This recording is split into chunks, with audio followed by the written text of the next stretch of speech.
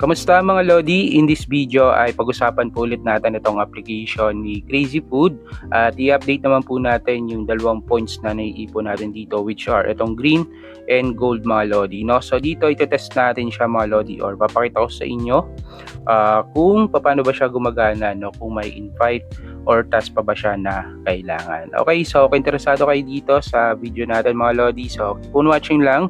At bago tayo magpatuloy ay disclaimer lang po, this video is for information and review purposes only. At kung sakali magustuhan nyo nga pala yung mga ganitong klaseng content, don't forget to like this video and subscribe para updated po kayo sa mga bagong apps at videos ko na i-upload. Salamat!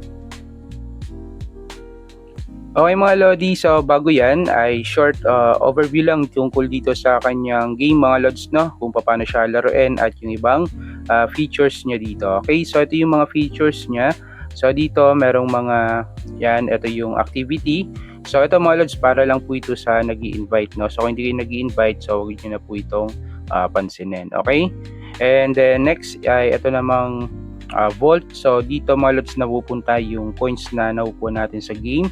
And then kapag meron tayong nakukuha dito mga Lods na green ticket, purple at saka blue, ayan, pwede po natin siyang exchange into gold points. Then yung naiipon natin dito sa vault mga Lodi, pwede daw po nating makuha if makompleto po natin dito yung 30 na keys mga Lodi, no? Ayan, so dito nasa 7 pa lang yung sa akin. Okay, so check nyo yan. Then etong nasa baba, ito naman yung gift track. So dito mga Lods, nakukuha ko na po yung laman niya. So dito kapag yan mga Lods, meron kayong naiipon na add ticket, so pwede nyo po siyang gamitin dito. Then ito po yung mga pwede nyo makuha. May points, gold, green, tapos ito yung activity points at saka yung susi mga Lodi, no? Okay, ayan. And then dito sa baba, so dito meron silang invite. So kung gusto mag-invite, so nandyan yung link. Then mission, ito naman po yung kanilang daily task. Ayan, so kapag nagagawa nyo po yung mga tasks dito, meron kayong pwede makuha na activity points at gold points mga Lodi. Okay? Ayan, then dito naman sa activity rewards, so dito natin nagagamit mga Lods, no, yung mga activity points na kukuha natin dun sa daily task, no? Okay? Na kung saan kapag meron kayong na-accumulate dito na points, yan, meron kayong pwede makuha na extra points. Yan, ito yung napupunta sa vault mga Lodi, no? Tsaka itong green ticket. Okay, and itong last, itong escape supplies, ito naman yung kanilang cumulative task. So kapag naglalaro kayo sa game mga Lods, no, dito naipon yung score. Then yun nga, pag meron kayo na accumulate ng points or score, meron kayong pwedeng ma-claim dito na extra green points. So for example, yan, claim natin yan, so plus 60. And so nadagdagan ng ating green points doon. Okay, and then dito may ibang feature siya. So ito part ng daily task. Then itong skin, so pwede nyo ditong palitan yung, ayan, yung pinakang character nyo. Yan, so tulad dito sa akin na unlock ko yung price. Yan, pwede rin dito sa tableware. Okay, then tablecloth. Yan, so check nyan, manonood lang kayo ng ads para ma-unlock nyo po yan. And then sa kanyang game, ito naman mga Lods, pakita ko lang po sa inyo. So start lang natin. Ayan, so may basa nyo dito, tap the screen to control food. Ayan, so pagka-tap nyo, ayan, ganyan lang gagawin nyo, tap nyo lang yung screen. So kung familiar kayo dun sa laro na Flappy Bird, so ganun lang din po yung gameplay nya dito. Okay, and then itong gold points na nakukuha natin, so yan yung score mga Lodi, no? Ayan, then dito, if ever na mag-game over tayo, meron tayong makukuha na points or gold points mga Lodi. Yun yung napupunta naman sa vault. Okay? Ayan, so kailangan iwasan nyo na mapatama sa tinidor, no, or doon sa mga obstacles. Okay?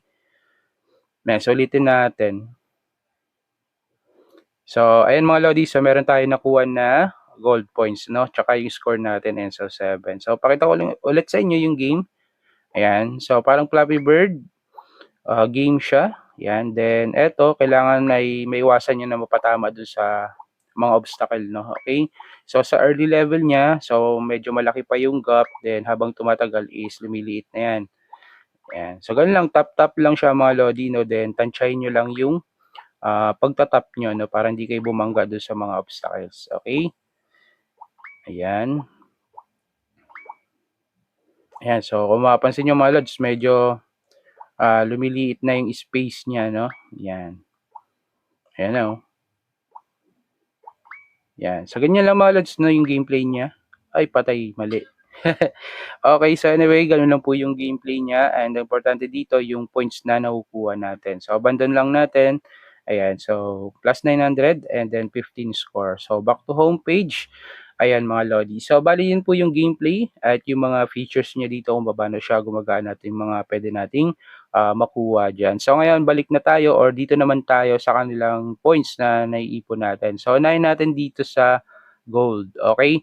Ayan, so dito kung mapansin niyo mga lods meron akong 53.39K and ang value niya ay nasa 53.39 pesos. Then eto mga lods puwede niyo po siyang ma-out, through these methods mga lodi 'no, 'yan like Lazada, GCash, Maya, and GrabPay and PayPal, okay.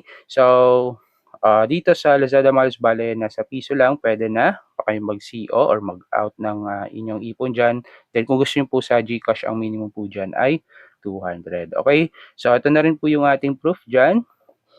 Ayan mga lodi 'no, so kung mapapansin niyo sa Lazada 1.88 lang 'no, and, dito kung gusto niyo sa GCash is 200 miles. Ayan, so 206 po yung aking na-CO diyan kahapon ano, July 21, 2026. Okay, so tuloy yan mga lods ano at na dumating din po yan sa ating mismong GCash account, okay.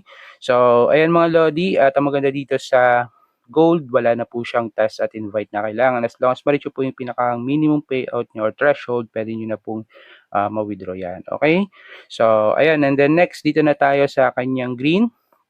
Ayan, so sadly mga lods sa ngayon ay di ko pa maipakita sa inyo yung exact way kung paano mag-CO dito. Pero based dun sa mga previous comment na nabasa ko dun sa aking video dun sa una, sabi nila may task pa dito and kailangan po ng invite. So sa ngayon, di ko po masabi pero siguro kailangan po ata talaga dito mga lodi 'no, especially dito sa 620 yan and so on and so forth mga lodi 'no.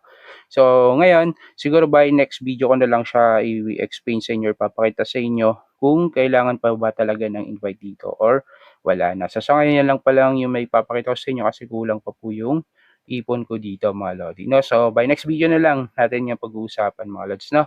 Okay. So, ayun mga lodi, yung ating update dito sa application ni Crazy Food App. So, hoping nagets niyo po yung pagkakaiba ng gold and green points dito. Ayan. And yung gameplay niya at yung mga features niya dito. Okay? So, yun mga lods, kung meron kayong katanungan tungkol dito sa app, so comment nyo lang po dyan sa baba mga lodi, no? At do sa mga may experience na tungkol dito sa app, so comment kayo mga lodi para magkaroon din po ng idea yung ibang user or gagamit pa lang dito sa application. Okay? So yun lang mga lodi, maraming salamat sa panonood at disclaimer lang po ulit, this video is for information and review purposes only. Okay, so yun lang mga lods, maraming salamat sa panonood and God bless po sa inyo.